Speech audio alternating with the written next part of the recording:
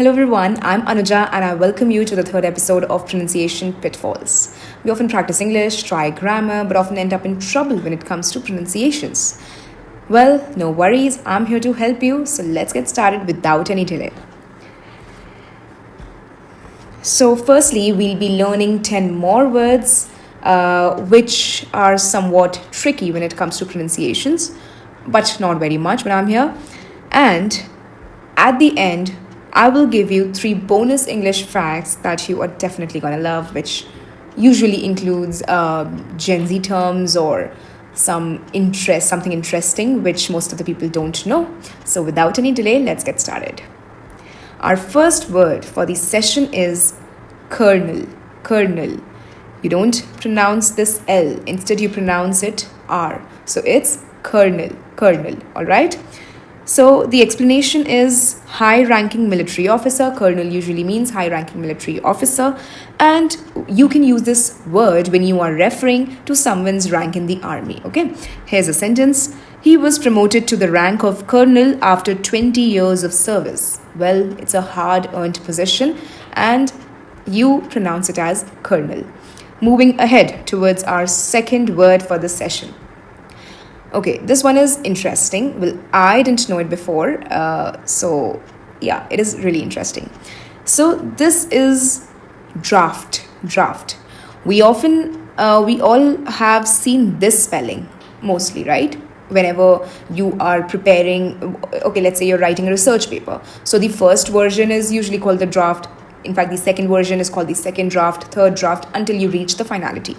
Now, this spelling is also called draft. Well, the difference is this is common in the US region and this is there in the British region. All right. So when it comes to DRAUGHT, this spelling is attributed to the British region, and when it comes to draft, this is the US version.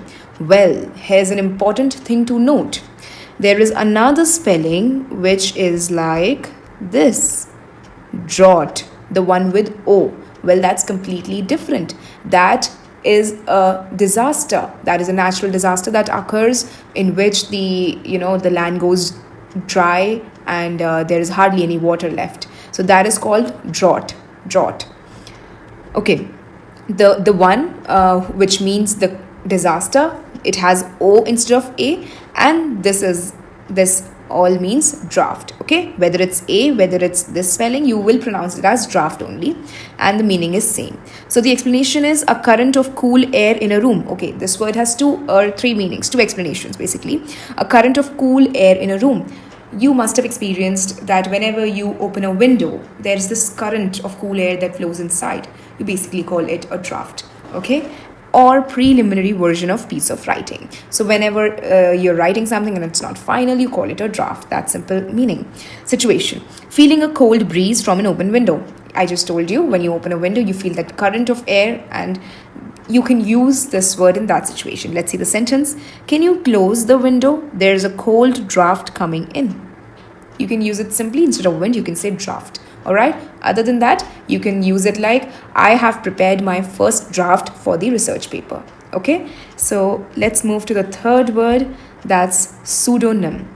That's pseudonym. Pseudonym. The P is silent over here. That's pseudonym. All right. So pseudonyms are basically fictitious names. Okay. Especially one used by an author. There are several authors who don't like to use their real name. They don't prefer using their real name. No.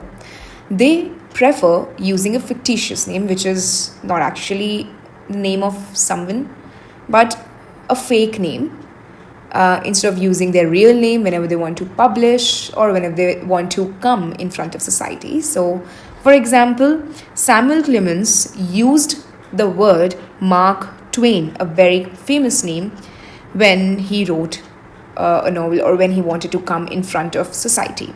So this is how he used a fake name called Mark Twain. So that's a pseudonym. So let's see the explanation as well. It's a fictitious name which is used by an author. So basically, okay, there should be T over here. When you talk about a famous writer who uses a pen name. Pen name is again a fake name which you use apart from your real name. Okay, you must have seen several rappers as well Okay, I cannot just remember right now, but there are several rappers. They don't use their real name. They sort of use a cool name, which is really apart from their real name, and that's called the pen name. Okay, with which they come in front of the world. All right. So these names are called pseudonyms. Pseudonyms. Okay. Our fourth word is rendezvous or rendezvous. Here I have written as the pronunciation rendezvous. Otherwise, it is also called rendezvous. Rendezvous. It is a French word. That is why it's pronounced differently. You don't pronounce Z explicitly. You don't pronounce S explicitly. It is simply rendezvous or rendezvous. Rendezvous. All right. Explanation is a meeting at an agreed time and place. Simply, it's a word for a meeting, okay? A planned meeting. Situation, planning a secret or specific meeting spot. You can use this term in this situation. Sentence, our rendezvous point will be the coffee shop at noon. Meeting point, basically. So you can use this word whenever you want to say meeting, okay? So that's called rendezvous or rendezvous. Our next word for this session is aisle. Well, this is a common word which you must be aware of. Aisle. So aisle is basically a narrow passageway, and there are seats, there are seats lined up, and in between those seats there is this narrow passageway. You can find it in airplanes. You can also find it in cinemas, theaters, all right, shopping malls. There's this passageway where you walk, you see the products. Okay, then in theaters there's this passageway where you climb up the stairs, you see your seat number, and then prefer going inside. So that is probably aisle. Not probably, that is actually aisle.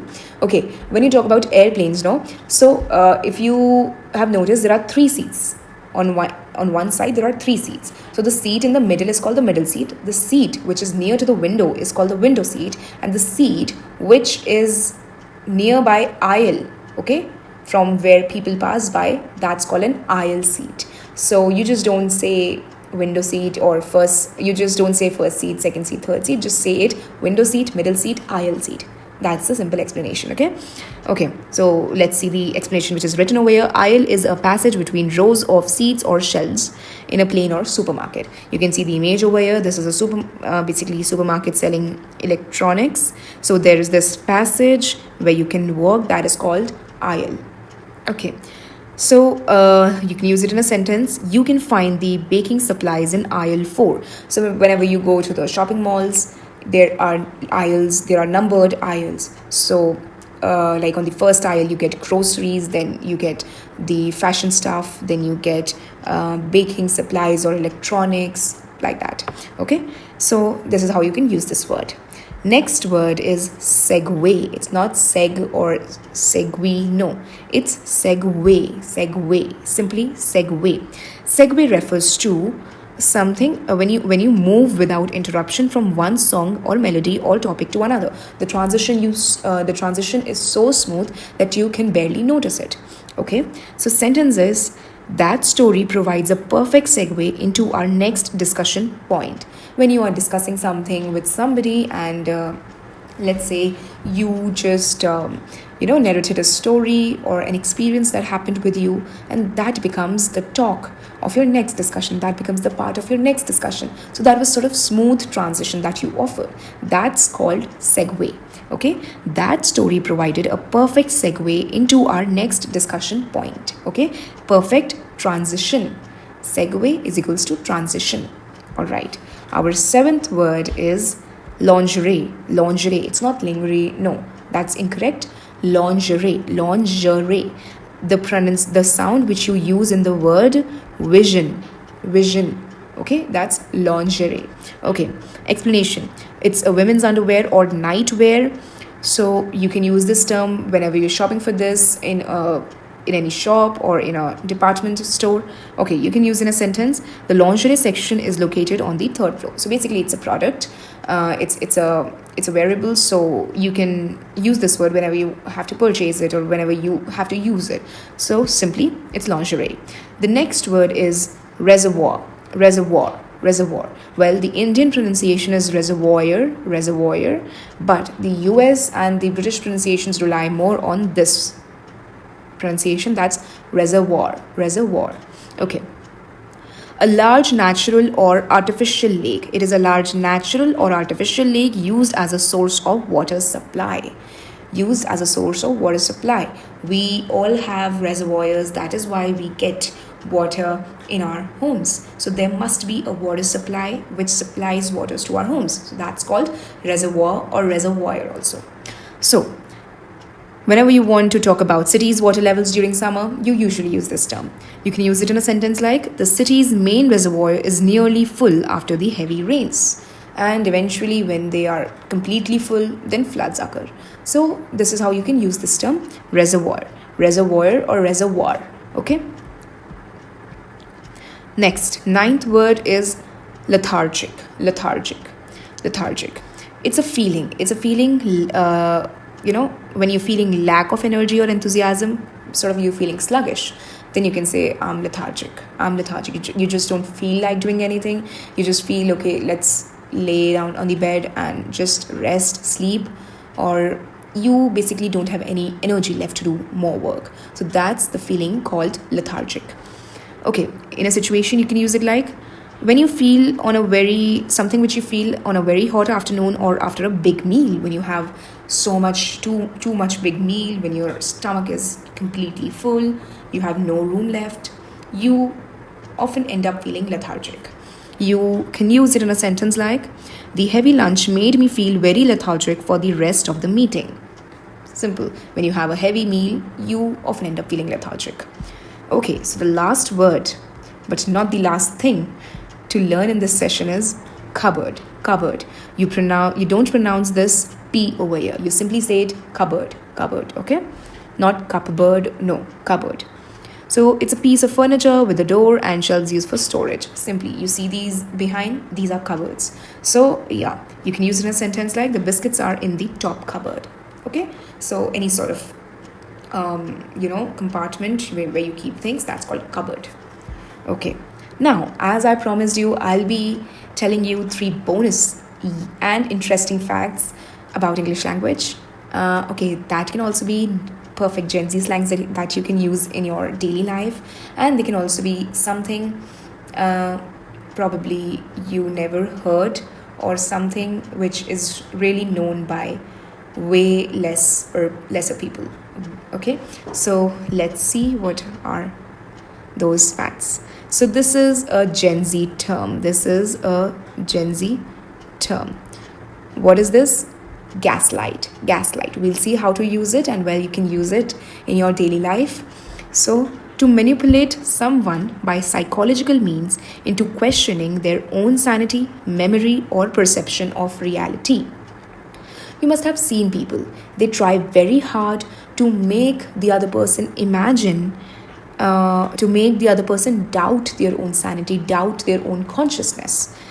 Basically, it is a form of emotional abuse or toxic manipulation. For example, when you have seen somebody doing something wrong, but still they try it very hard to make you believe that no, whatever you saw was completely your own imagination. It was completely not the reality. So that is toxic manipulation, and that is called gaslight. Okay? I will tell you how to use it in a sentence. Now, firstly, see in what situations you can use it. For example, let's say the workplace context. An employee clearly remembers that their boss promising them a bonus in an email, but the boss says, I never said that, you're just being paranoid and imagining things. So, let's say you are an employee, you receive a mail from your boss, and in that mail it was written that you will get an increment, or you will get a bonus. Well, when you ask for that from your boss says, well, that's your own delusion, that's your own delulu land which you're living in. So you're being paranoid, you're just imagining things, you're away from reality. That's basically gaslighting. Okay, that is when your boss is trying to gaslight you. Okay, now in relationships, when someone catches their partner lying or cheating and the partner responds by saying, you're just crazy and insecure, that never happened. Well, that partner is trying very hard to make you believe that whatever you saw or whatever you lied, whatever lie you caught wasn't really a lie. It is the reality. and I never lied. Well, you are wrong. You're imagining things. You're being insecure. So that is basically someone trying to gaslight you. I'll show you how to use it. Stop trying to gaslight me. I have the screenshots of what you actually said. Well, this sentence is perfect fit in this particular situation. Stop trying to gaslight me. Stop trying to lie in front of me, or stop trying to manipulate me. Okay, that is how you can use the word gaslight. Stop trying to gaslight me. I have the screenshots of what you actually said. Okay, when you catch somebody just turning to the other side, not agreeing to whatever they said before or whatever they did with you before, and they are trying toxic manipulation on you, you can simply say, don't try to gaslight me. Okay, stop trying to gaslight me. Okay, now we'll see the second amazing thing, rent free. This is again a Gen Z term which mostly people use these days. So rent free means when someone or something, basically a song or a memory, occupies your thoughts constantly without you wanting them to. Since you are thinking about them all the time and they aren't paying for that space in your brain, they are living there rent free. Okay, let's imagine you heard a song. Okay, let's imagine this. We have all seen this ad on TV of Maggie noodles. The tune, the jingle that they play in the ad is like na na na na na na na na na na. So that basically has occupied our minds. That tune is living rent free in our minds. Okay, we cannot just forget it. That is occupying that space in brain. That melody, that tune is occupying your space in your brain. Well, you are not allowing it, but it is there. So that melody, that jingle is living rent free in your mind. Okay, so okay, I just told you the example only. You hear a 5-second jingle. Okay, there is this Cadbury Silk ad where this song plays, kiss me, close your eyes and miss me. So that is again a jingle. Okay, and that is staying in your minds rent free, that is living in your mind rent free. So there is this 5-second jingle on an advertisement, and you hum it for the next 3 days. It is there in your mind. So you can use it in a sentence like, that new jingle is living rent free in my mind.